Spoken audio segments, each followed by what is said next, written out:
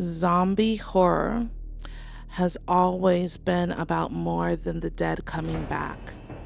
It is about the body becoming unsafe, the neighbor becoming a threat, the crowd becoming something that no longer sees you as human.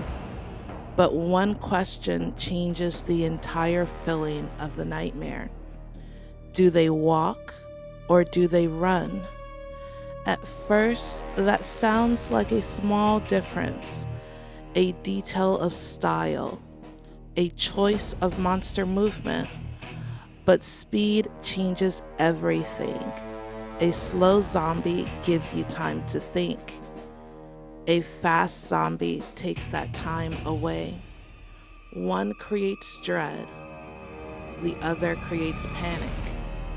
One lets fear settle into the room, the other throws fear through the door before you are ready.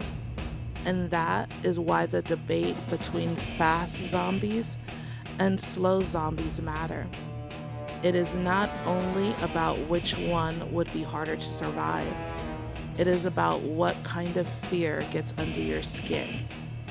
The fear of something rushing toward you, or the fear of something that does not have to rush at all.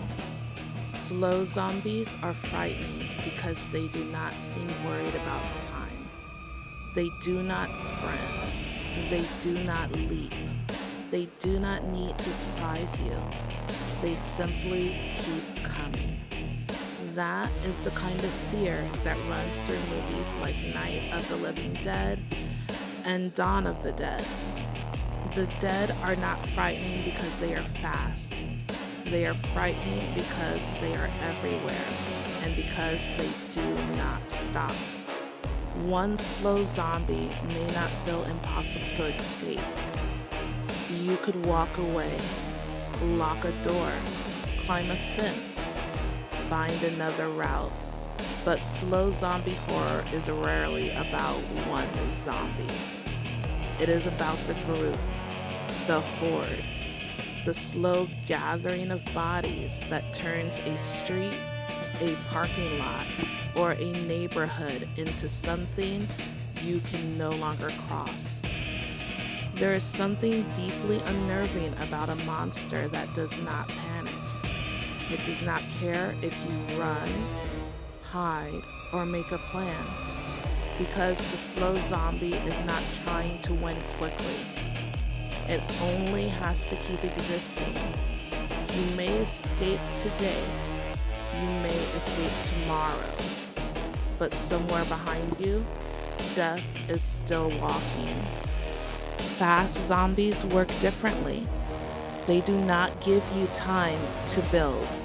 They explode into the scene. A door breaks open, a body slams against the glass. Someone screams, and suddenly there is no plan anymore, only movement. Fast zombies turn the world into chaos. You feel that panic in fast zombie horror, like World War Z and the train to Busan. The fear is not that death is somewhere in the distance. The fear is that it is already running towards you. Fast zombies make survival physical. Can you run fast enough? Can you climb quickly enough? Can you close the door before the infected reach it? Can your body keep up with your fear? That is what makes them so effective. They remove the comfortable fantasy that you would be calm in a crisis. With a slow zombie, you might imagine yourself thinking clearly, looking for tools, choosing the best route, staying quiet. With a fast zombie, the question becomes simpler and much crueler. Can you react in time? And most of us are not completely sure.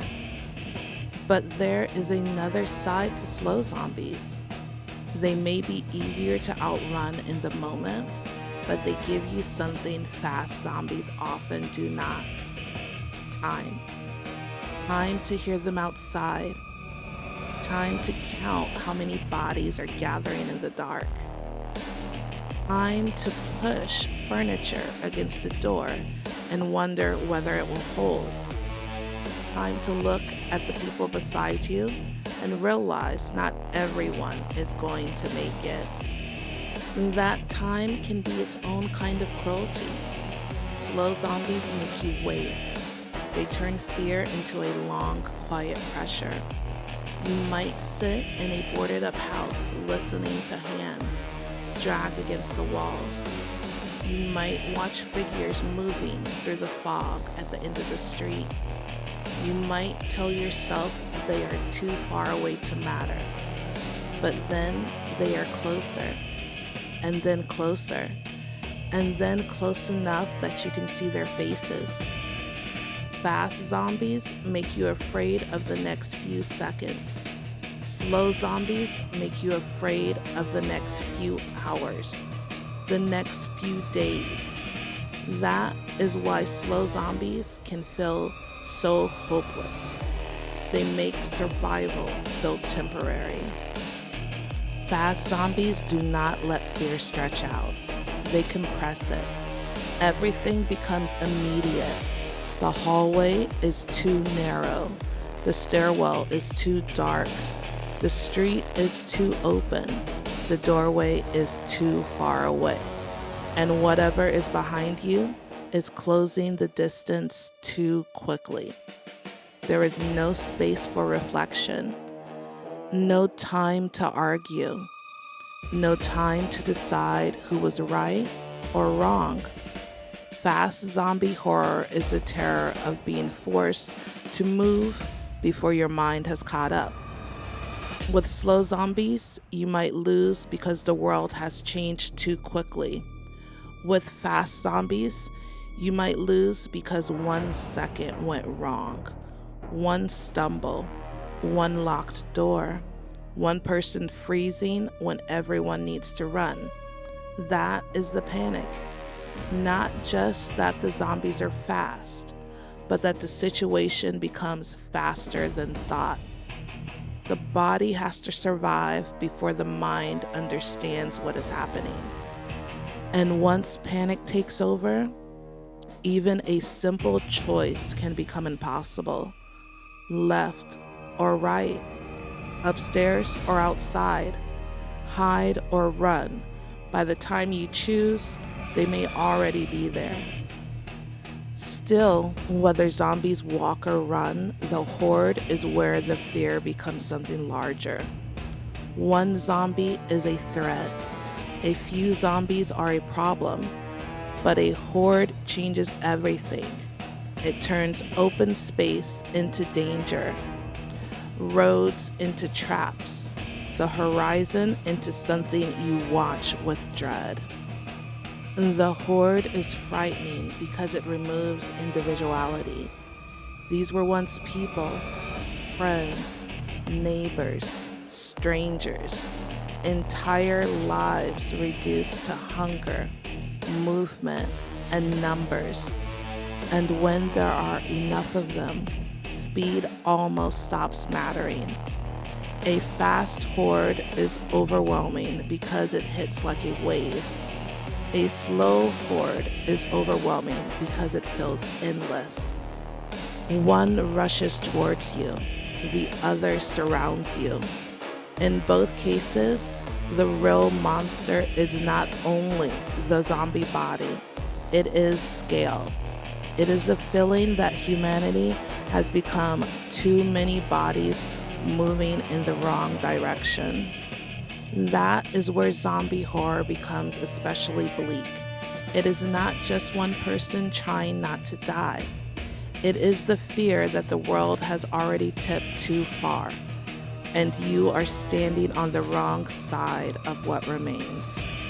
So maybe the question is not really which zombie is scarier. Maybe the question is what kind of fear stays with you longer. Fast zombies scare the nervous system. They make your breathing change, your shoulders tense. They make you imagine footsteps behind you. Their horror is immediate. There is no room between danger and reaction. Slow zombies scare the imagination. They make you think about locked doors, empty grocery stores, distant figures in the street, the sound of something moving outside after midnight. Their horror is not only that they are coming, it is that they will still be coming later. Fast zombies are the fear of now. Slow zombies are the fear of eventually. And both fears feel true in different ways.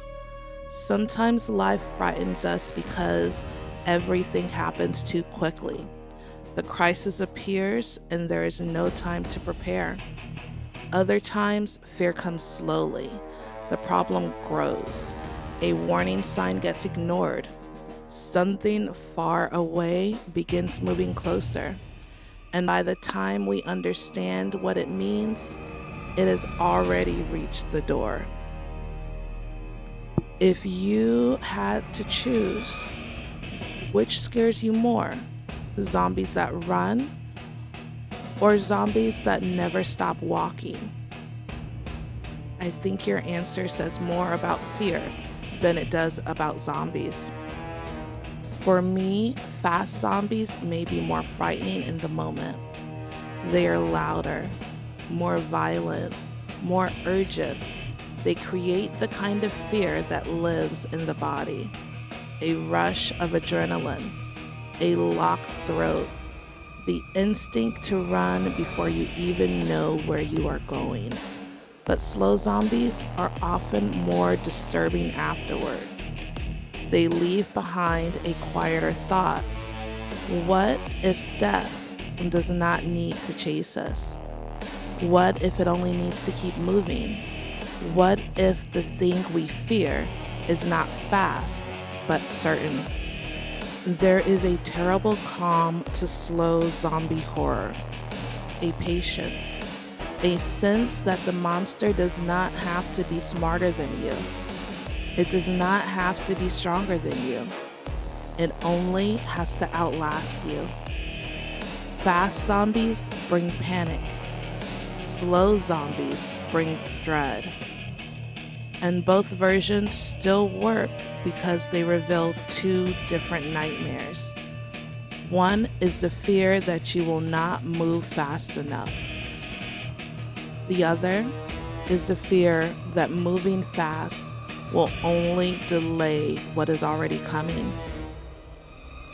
This is the Quiet Unease. Stay safe until we meet again.